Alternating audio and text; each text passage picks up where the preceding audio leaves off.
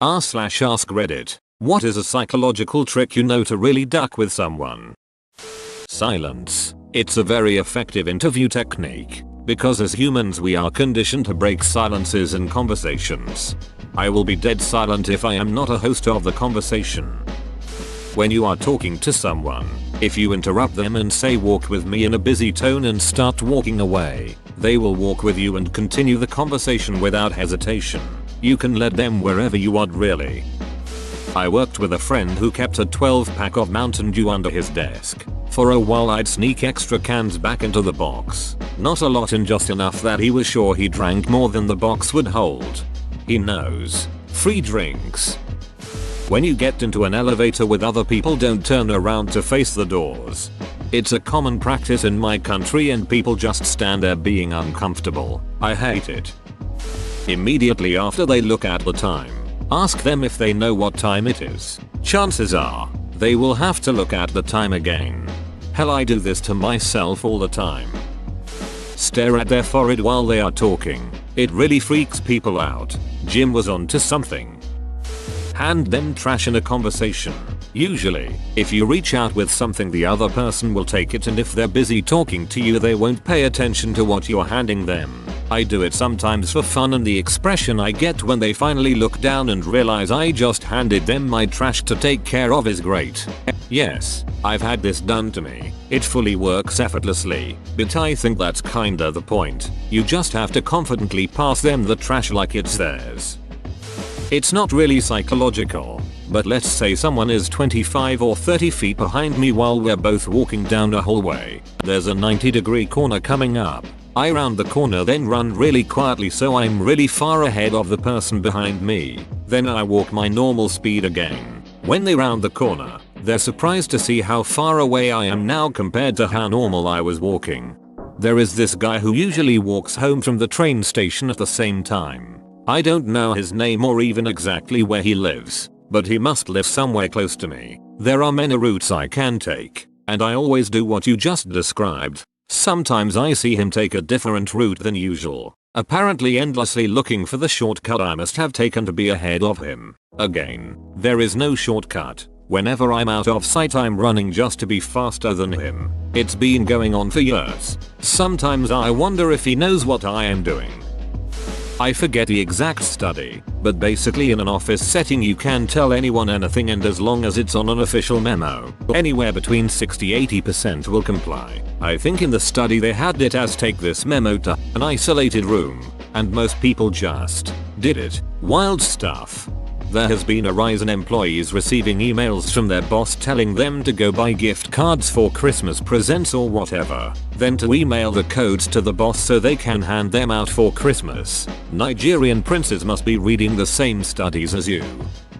My boss handles stress terribly, so in one-on-ones, he tends to snap and spend the hour complaining about people. Sometimes people end up getting chewed out or yelled at in a meeting that's supposed to be about their development. When I first began in my department, he noticed me putting on perfume and said his wife wears the same one.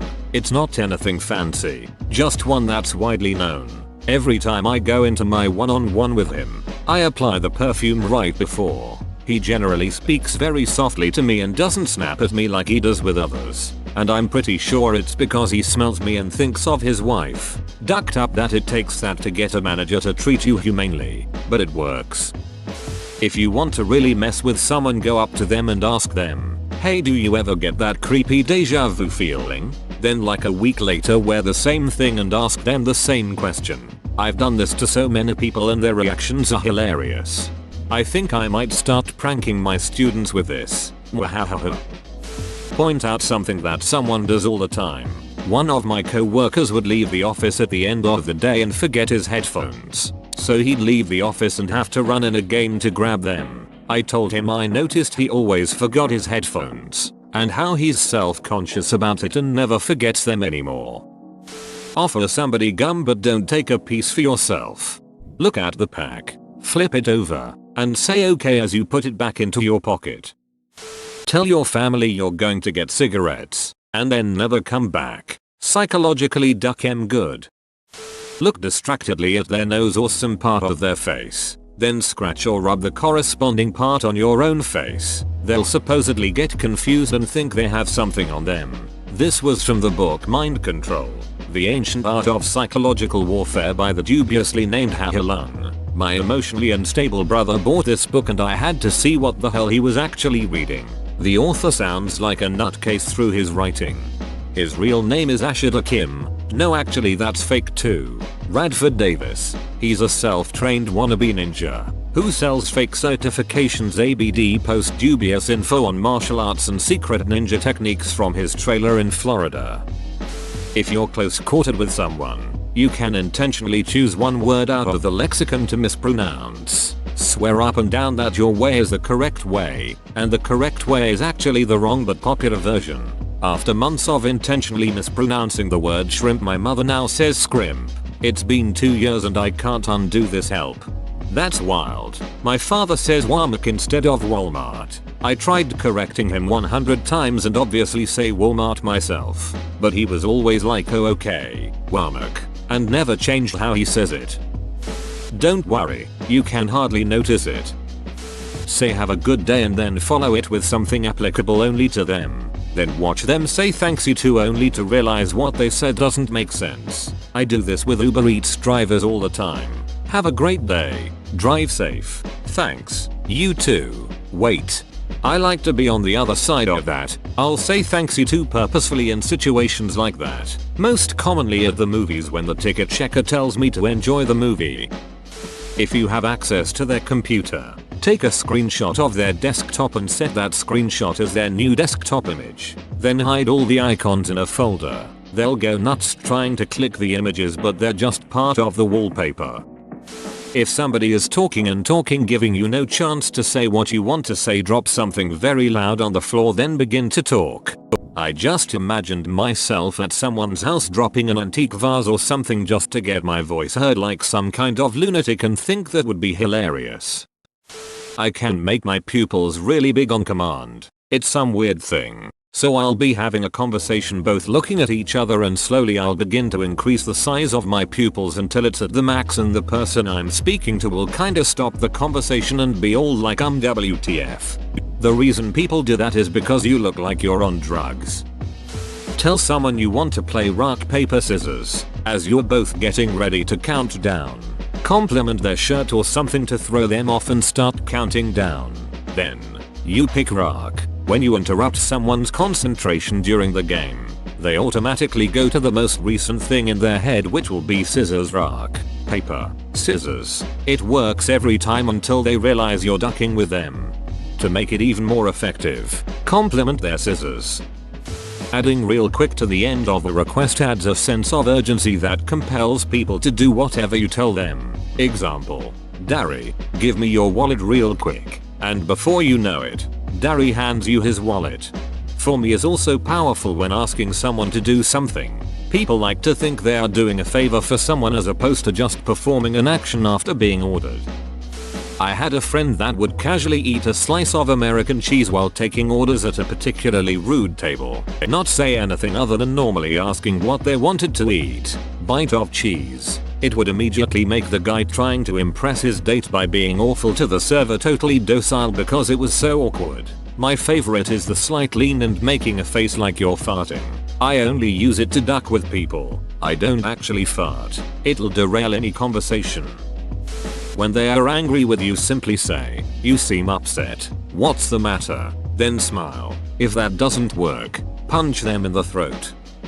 Nursery rhymes. Hum a few bars, stop, then start a few bars later and repeat. If you pick one person and one song for that person, it can be quite annoying, especially done over a few days or weeks. Had a group of engineer overseers, 3 of them to be exact, that I would always use 3 blind mice every time they got close. Took them about 4 months to finally say please stop.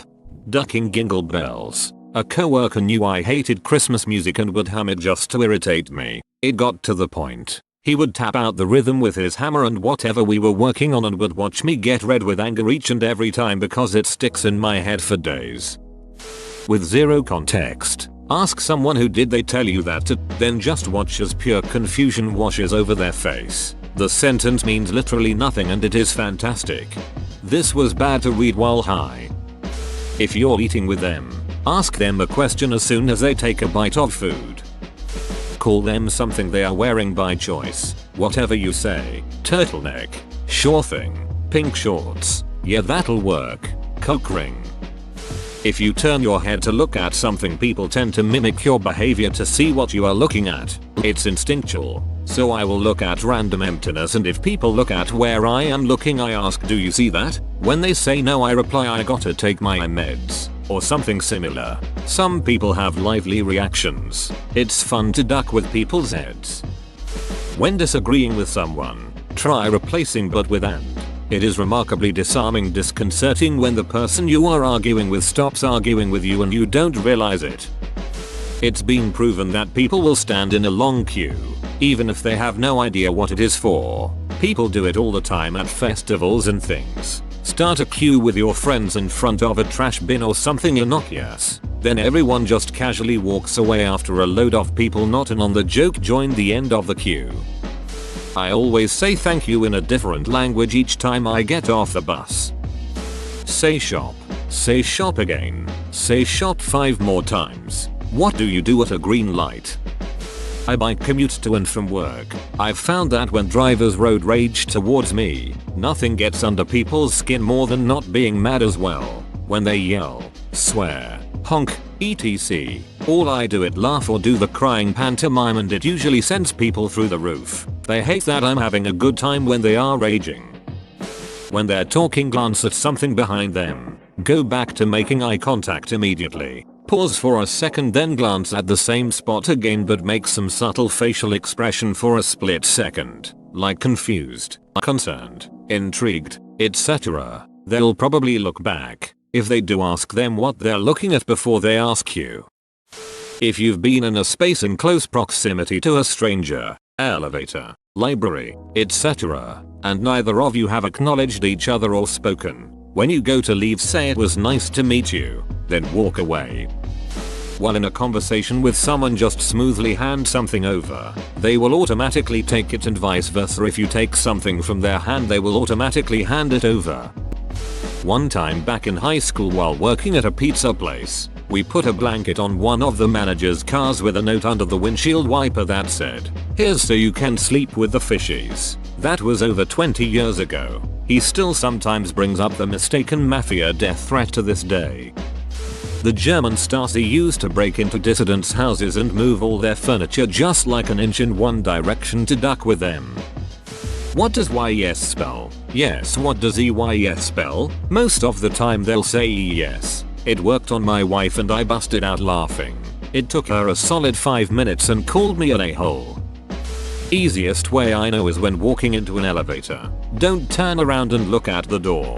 Just stare at the wall in front of you after you hit your button. People get freaked out so easily BC you aren't doing what normal people always do, and it messes with their head trying to figure out what you are doing it for. Whoa, you made it to the end? You're a ducking beast. I'll cut you a deal. Smash like and subscribe for more curated content, bruh. It's free and that's a great price.